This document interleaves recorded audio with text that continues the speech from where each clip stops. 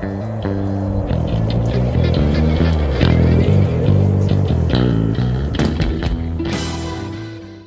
guys, Static here, and today on Dungeon Guide we're going to be covering Veteran Hard Mode Falkreath Hold. The first thing to keep in mind in both of the Horns of the Reach dungeons is you can skip a lot of the beginning mobs just by following our path here. Jump across and hug the left wall all the way down, and this will actually bring you out about at the first boss. You'll notice that this boss starts with 3 enemies around here. 2 are dual wield, and then there's the Minotaur. The smaller of the 2 dual wield will pretty much melt immediately, but the larger one does have a conal attack that will stun you that I get caught with right here. We'll cover the Minotaur's mechanics later because this one dies way too fast. The boss will call down random AoE artillery shots from off screen, so watch out for those. She also has a conal and a heavy attack, but her main mechanic is when she knocks everyone back and you must get inside of her protective aura around her as the artillery rains down everywhere.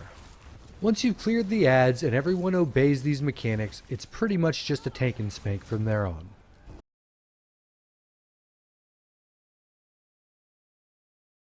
As you arrive at the Siege Mammoth, take note of both of the cliffs on either side of him with archers above.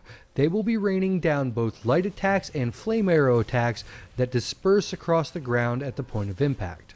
It's a good strategy for your tank to pull the Mammoth to the base of one of the cliffs, effectively line of sighting half of the archers. The boss itself has pretty basic attacks, just sweeping conal attacks and charges. But once you get this boss lower, the archers will shoot flame arrows onto him, igniting him and pissing him off to the point where he does a giant slam on the ground, knocking everybody back.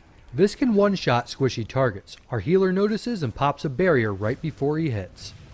There is a range on this stomp, so if it is a problem, you could just run like the dickens way out of range and you should be safe.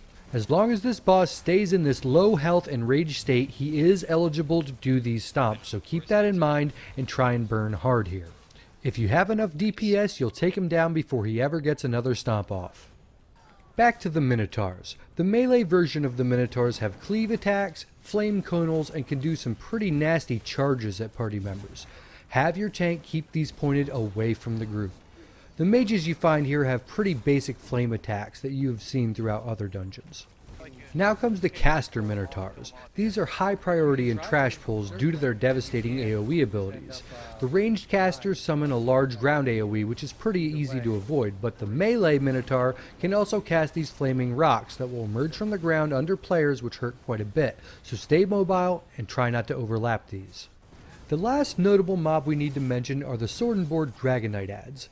They can cast talons on the group and have a conal flame breath. They are more than just a nuisance though. That lava whip of theirs is actually a heavy attack that can one-shot you if you don't block or dodge it, which I forget to do here. So don't underestimate them. If you're going for a no death, this can cost you the run. One thing worth mentioning here, if you're going for a speed run right after the Siege Mammoth, just run through all of these mobs, die at the end, or if you have the DPS to clear them, go ahead and do that, and just spawn at the next boss.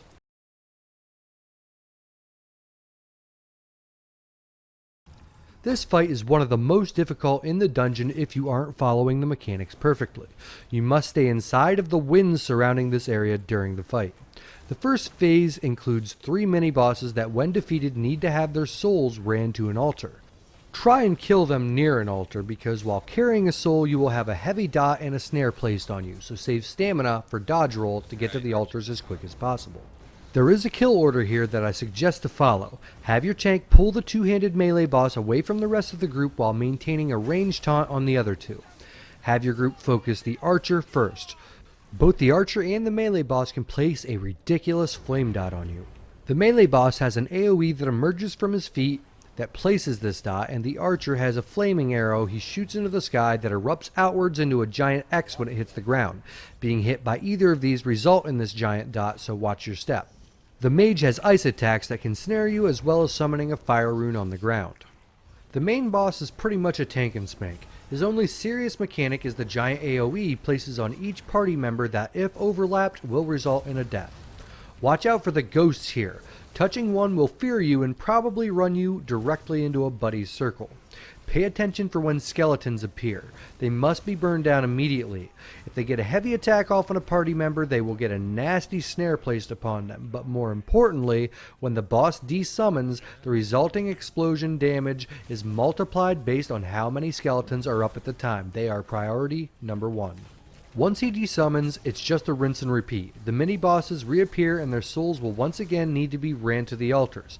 Failure to make it to an altar quick enough returns their soul to them and you will have to kill them a second time. So placement at the time of their death and the strategy of which soul to run to which altar is key here, as each altar can only hold one soul. This typically happens with the mage because he can teleport away from the altar you're trying to run his soul to, which is what happened to us on this run, so we did have to kill him twice. Once the boss is up again, just repeat the process from the first time you encountered him. You shouldn't have skeletons to worry about anymore as they only appear for the desummon before the second mini-boss phase at 50% HP. He will, however, keep doing his large AoE placement on the group. Remember those ghosts that can fear you into standing in 2 circles? Yeah, that happened. As you enter into the catacombs, you will encounter undead enemies that once defeated can be consecrated using the synergy provided by these urns. There is an achievement for consecrating enough bodies over the course of several runs, so try and grab an urn and clear as many bodies as you can. This will be an important mechanic in the next boss fight.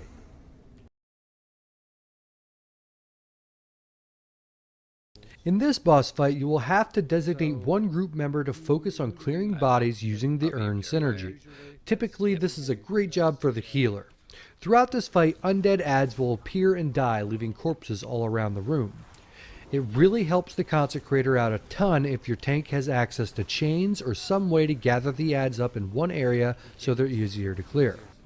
The boss will summon 2 circles at each group member's feet. When the inner ring grows to reach the outer ring, a large explosion will occur, and the damage taken is intensified by the number of bodies not yet cleared. Leave too many bodies, this becomes a one-shot for the entire group, so this mechanic must be followed. If your group is having a hard time clearing bodies, it might not be a bad idea to share the burden between 2 group members to ensure the task is completed. This boss is otherwise a pushover. Have your tank hold him still and pound on him. Just obey the rules of consecrating bodies and this fight is a breeze. In the final corridor before the last boss, you'll find 3 minotaurs. This is actually a pretty tough pull, so I'm going to share with you a little trick. If your entire party stealths up and hugs the right wall, you can coordinate the opening of the final boss chamber and slip past these minotaurs unscathed.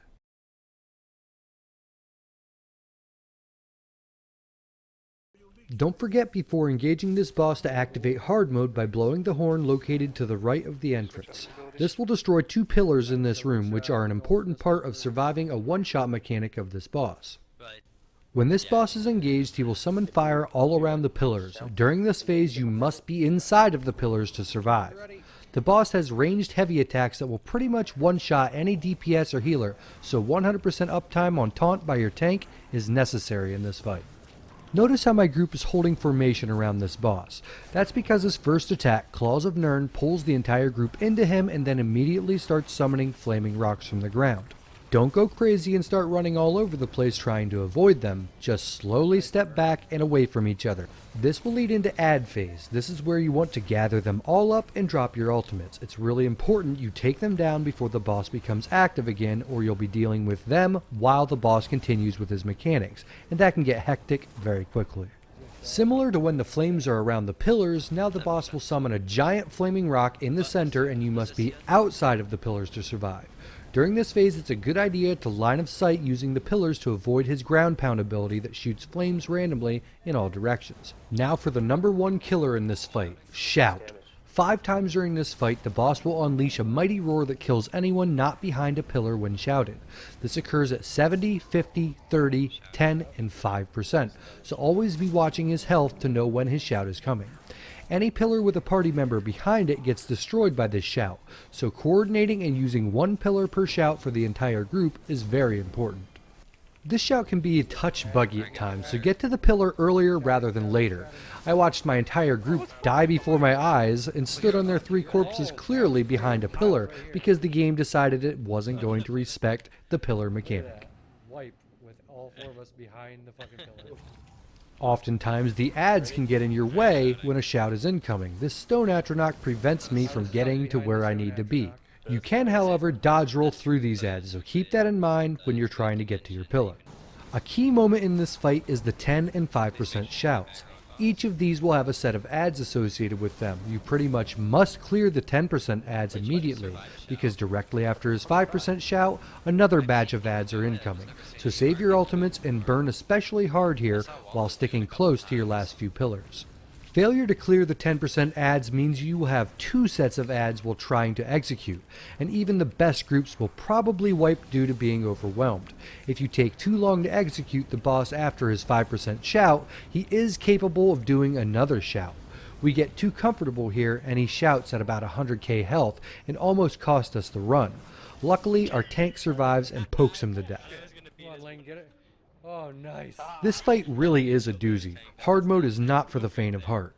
It takes outstanding communication and reaction time to pull this one off. To be honest, I wouldn't try and pug hard mode. You may be able to get lucky with a decent party from Group Finder to clear Veteran, but hard mode is an entirely different animal. So build your group specifically aimed at clearing this hard mode, follow the mechanics closely, and you will achieve your goals.